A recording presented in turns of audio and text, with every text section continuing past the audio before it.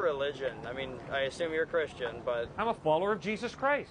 you have no specific affiliation other than that? No. I mean, what about how many times the Bible switched hands? I mean, how the diet of worms and all those big editing sessions done by the Vatican, or anything from Constantinople.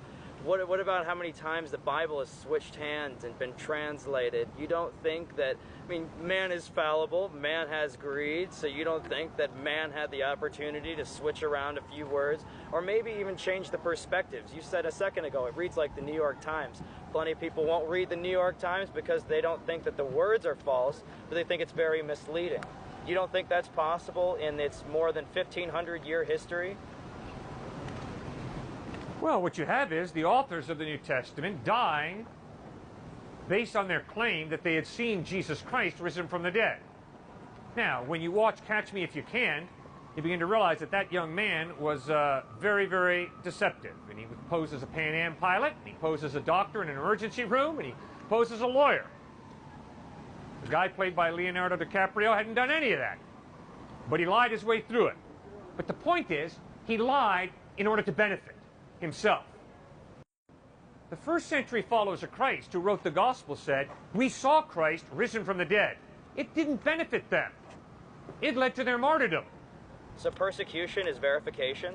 If I claim to have seen something, and you tell me, deny it and live, or else maintain that you did see it and we'll kill you for it, I can promise you, sir, you don't have to be a PhD in psychology to know human beings will crack under that pressure. Well, yes, but maybe back then they did believe it. If someone back then saw the northern lights, they would be convinced that it was something from God. They have no idea that these are things caused by trapped ions in our magnetosphere. They didn't know that back then. There are plenty of natural phenomena. They had no idea what was going on. And so they more than likely almost always interpreted it as something from God.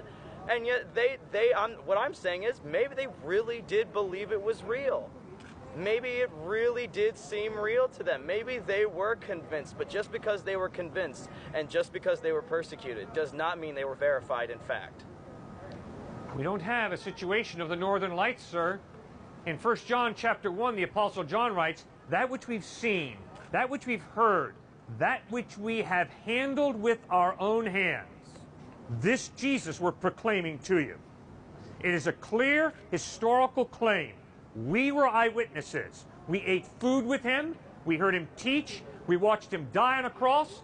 And 3 days later, we saw him risen from the dead. And our buddy Thomas didn't believe us when we told him. And our buddy Thomas said, not unless I can see him with my own eyes, not unless I can take my hands and put the nail prints in his hands, will I believe. And suddenly Jesus stood there, walked up to Thomas and said, my man, right here, take your hands and put the nail prints in my hands, take your hand and thrust in the spoon wound in my side, and Thomas stopped doubting and believed. So, sir, that's an incredible eyewitness claim. They are either lying through their teeth or they're speaking the truth. The northern lights ain't got a thing to do with this. Seeing signs in the sky ain't got a thing to do with this. Having a feeling inside that might be indigestion that I call encountering God has nothing to do with this.